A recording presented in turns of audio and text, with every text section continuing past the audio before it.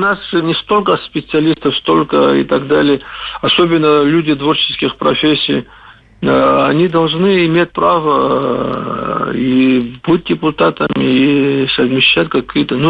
опять-таки, нужна градация, наверное, какая-то, но в этом я не вижу криминала. В общем-то, это, мне кажется, допустимо и правильно будет сделано, если депутаты еще будут на какой-то службе находиться.